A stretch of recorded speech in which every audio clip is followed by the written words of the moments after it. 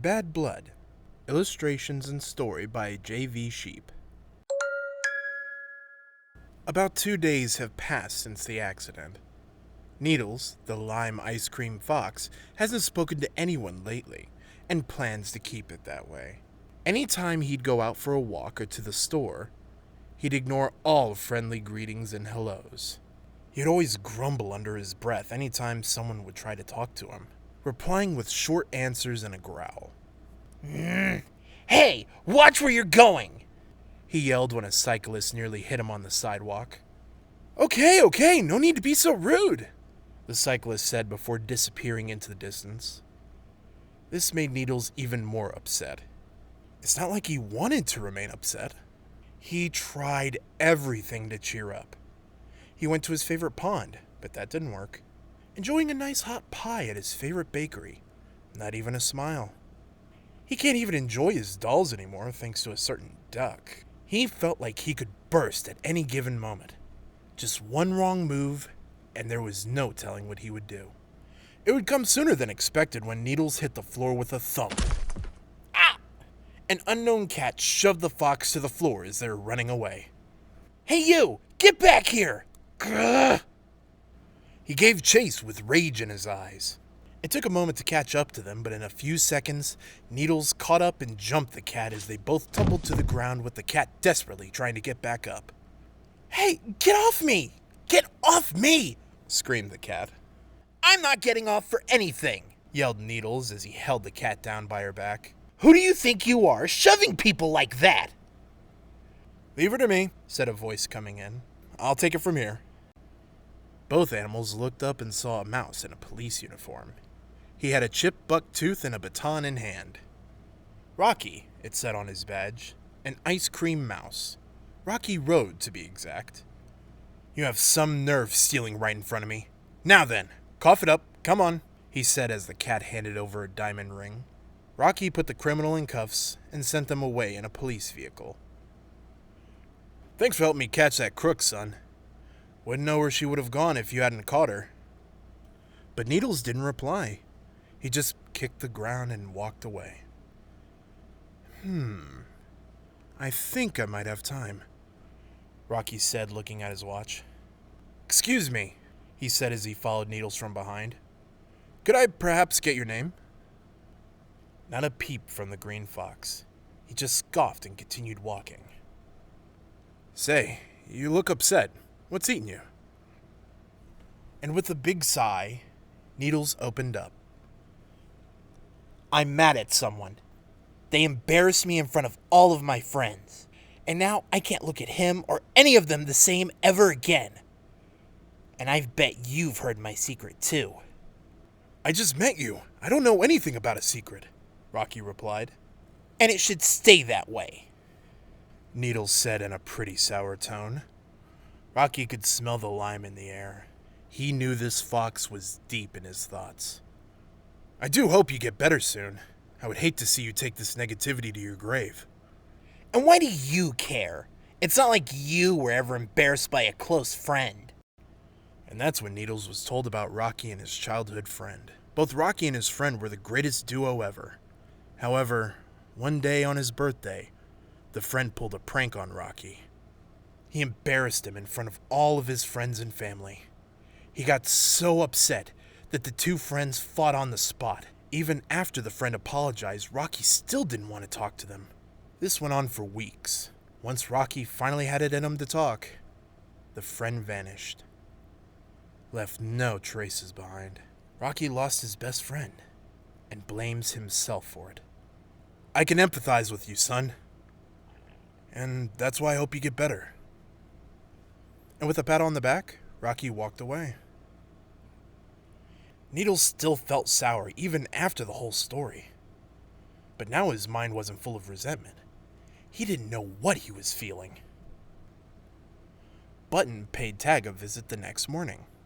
He was there to help him how to make it up to Needles. Oh, this was my fault.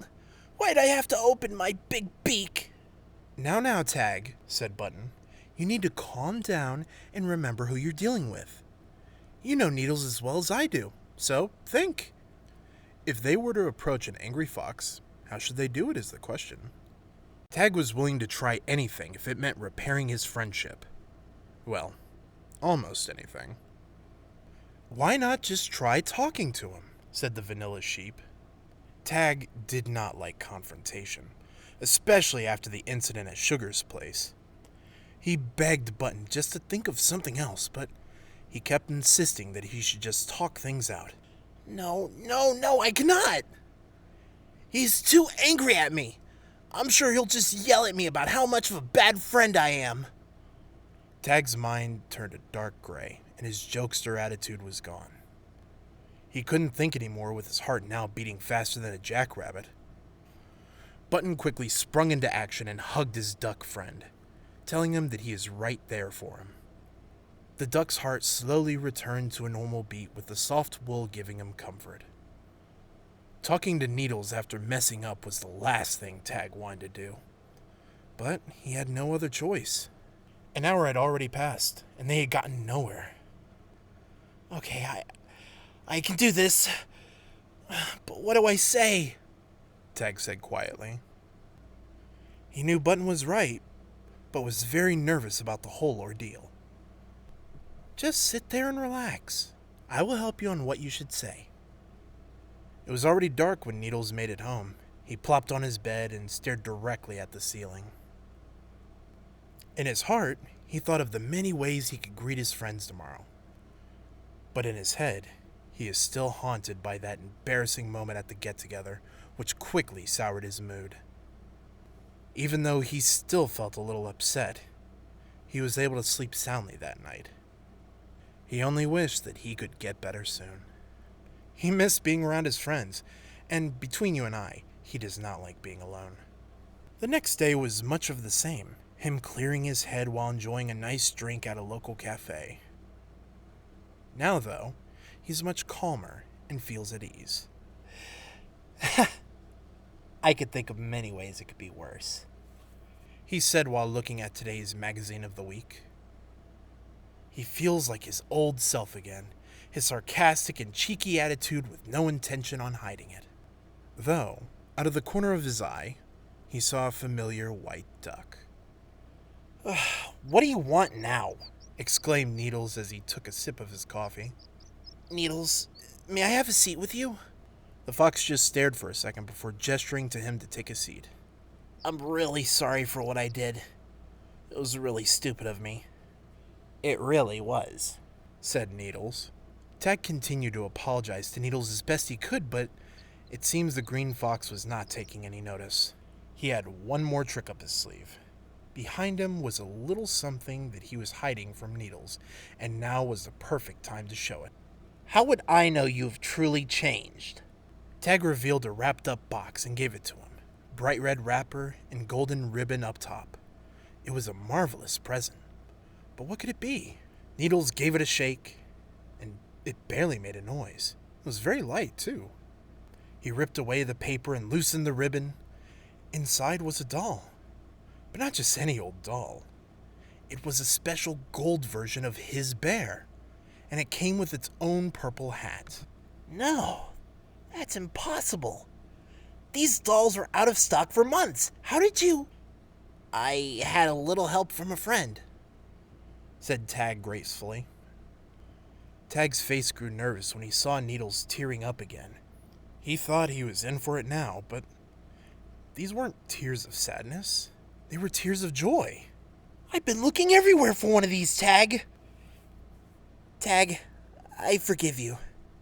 Thank you for giving me this. And you didn't even have to give up a single feather for it, Needles said while hugging the doll.